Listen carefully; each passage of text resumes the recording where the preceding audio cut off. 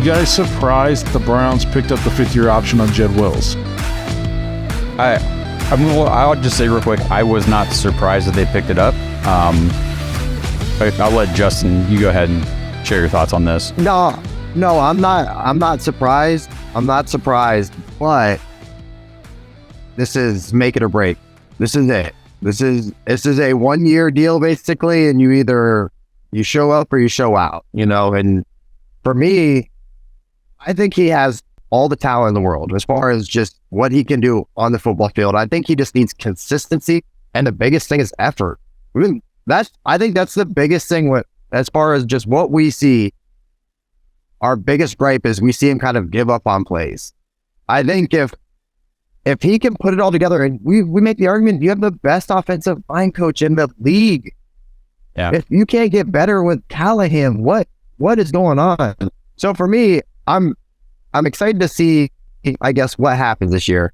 But I think this is it. Like, this is basically a trial year. You get 1 year, and I mean, if he plays really well, they'll pay him. I just thought it was interesting too that like everything leading up to this, and Andrew Berry doesn't say anything anyway. Like, you can't get any kind of information from this guy, but both him and Stefanski were quiet about what they were going to do, whether they're going to pick it up, whether they weren't going to pick it up. But they both said they're like, we've seen progress, but we just want to see consistency. I think that's what, as Browns fans, we want to see that too. Yeah, I think picking up the option, one, it gives Jed Wills the, hey, we still believe in you. We have confidence in you. We picked up that option. Now go out and prove it if you want that next contract. And for the Browns, I mean, we know that so far they've still only cut one player that Andrew Berry's drafted, and that was Richard LeCounte. So for them to part ways with Jed Wills, I think it's going to take a really bad season out of him. So this is them just continuing the process. I guess it's a 2-year trial because he's under contract. Well, okay, 2024 then. So I guess this is a 2-year. I'm dating you for 2 years, and obviously, like, if they're in any kind of position where, let's say that they just cut him at the end of the season next year if he plays terrible, I don't think that there's a guy ready to step into, you could make the argument, one of the most important positions in football. You're protecting the blind side. Yeah. I don't think there's anybody ready on her team, on her roster, that's just going to slide into that. And you're not going to go a guy up in free agency and not pay him outrageous money.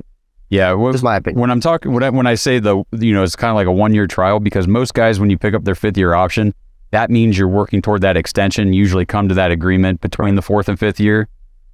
Yeah. So that's kind of what I meant. Like, this is your chance to get that big contract. Otherwise, you're playing out that 5th year, and then it's maybe we franchise tag you. Maybe we go through all that bogus BS, and it's just not something a player wants to deal with. So he's definitely on blast. They have all the pieces. They have all the pieces put back together where this could be an offensive line that is dominant. A couple of years ago, this was one of the best offensive lines in the league. And you just add Posick to it, who played phenomenal last year.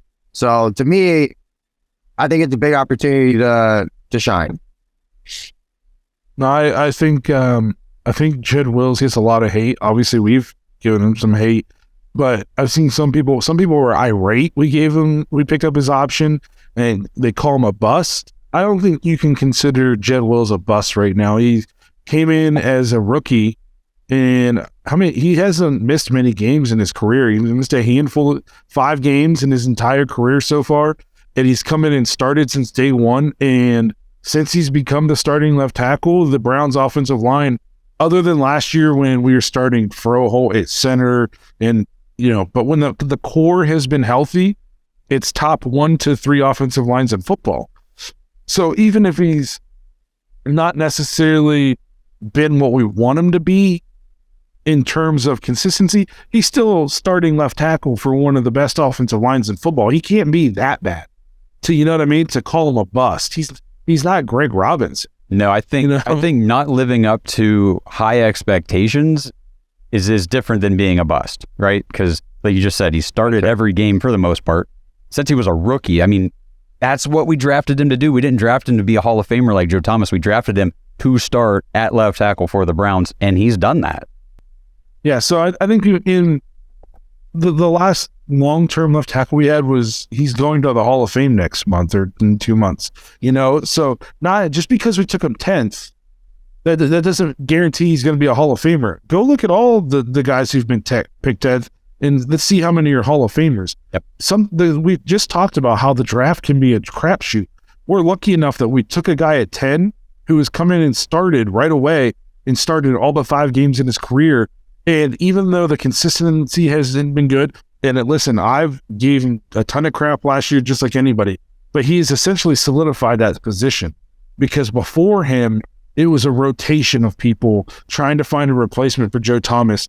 Greg Robinson had one okay year, Baker's first year starting, and then look how bad he was. And it's because he was, probably moonlighting, selling all of his weed, but he's solidified the position. Now we want to see him improve, and we want to see the effort, and we want to see the attitude, but he's not a bust.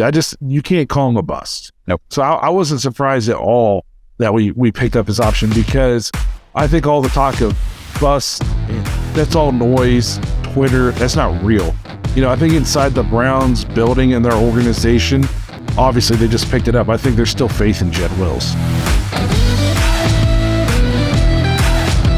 Thanks for listening to another episode of the Dawgs Podcast. Make sure you subscribe on YouTube and follow us on Twitter at the Dawgs Podcast. Get your thoughts on the show at thedawgspodcast.com.